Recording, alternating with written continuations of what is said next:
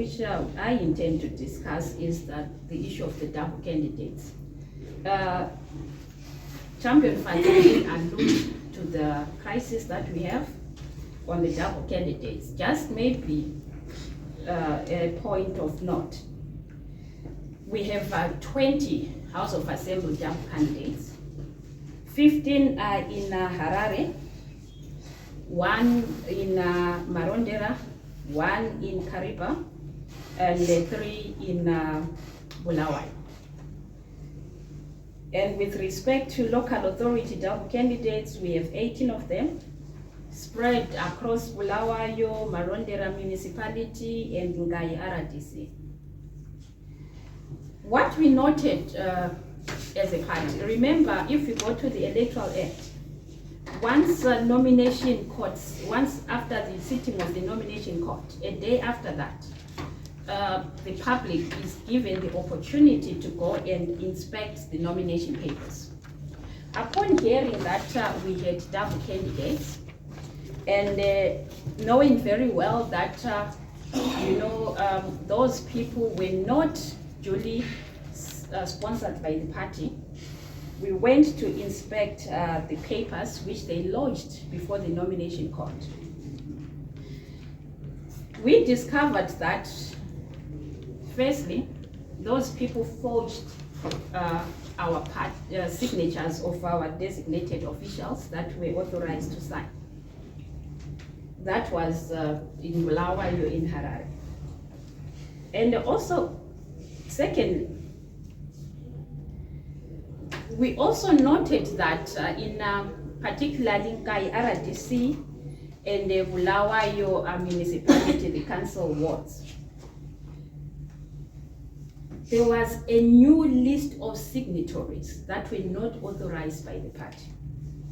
You know, our Electoral Act and through ZEC, before any election, we are supposed, as political parties, there's a form VN5, which each and every political party that intends to contest elections is supposed to fill in that form with the list of persons that are duly authorized to be signatories. And also at the same time, there should be specimen signatures. And we did that as the CCC. We filled in the VN5 forms. We submitted that to ZEC for our national authorized signatories and also the provincial authorized signatories. So ZEC had the list of those of our people. But to our surprise, they accepted nomination papers that were signed by persons that were not duly authorized by the party. And those persons, let me just mention the 3 of them that signed on behalf of the party but not authorized. We had someone by the name of Mbuso Siso, Sengezo Chabangu, and Jabulani Mo. So those signed for double candidates, which were not authorized by the party, and neither were they authorized by the party to sign. The other issue that we noted in terms of the anomalies with the papers lodged by these double candidates was the symbol, the party symbol. Our party symbol, which we submitted to ZEC, was in black and white. The head of our president, Chamisa, and the paper used was gloss paper. These fraudulent candidates literally photocopied our letterhead and on bond paper and pasted that as their party symbol, which was in complete variance with what we submitted to ZEC. And even the Bulawayo one, I understand their symbol had actually a yellow background. Yet our official symbol as a party, the background was black and white. So, be that as it may, we felt the nomination court did not exercise due diligence in terms of scrutinizing those papers. So this is why we wrote to ZEC on the 24th of June, highlighting that concern to say they've approved papers for persons that were not duly authorized by the party. The response from ZEC was to the effect that, as far as they are concerned, they did not see any reason to believe that those persons were not duly sponsored by the party. Resultantly, we've taken our issue to court, and just as well as we speak, the Electoral Court in Bulawayo is sitting just now to deliberate on this issue of the double candidate and some other issues.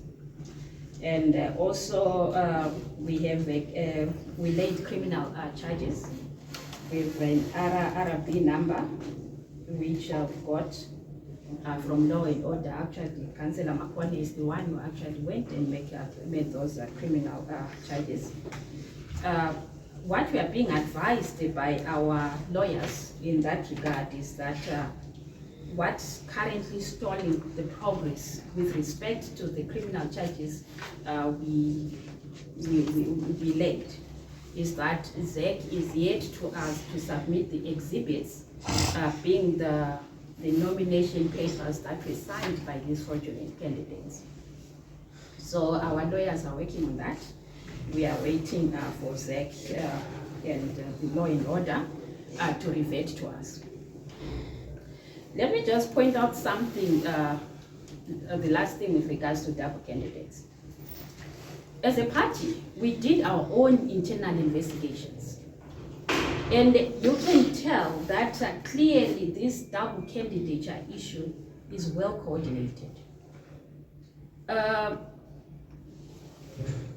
FAS is involved in terms of sponsoring these candidates.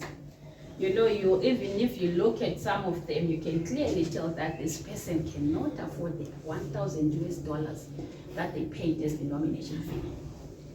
And we did our investigation, and we unearthed that FAS actually paid for them. FAS actually tried to convince some of our colleagues in the CCC to stand as double candidates, but refused. But some fell for it, and with persons that were actually part of our processes that did not make it, but decided to stand as double candidates being sponsored by FAS.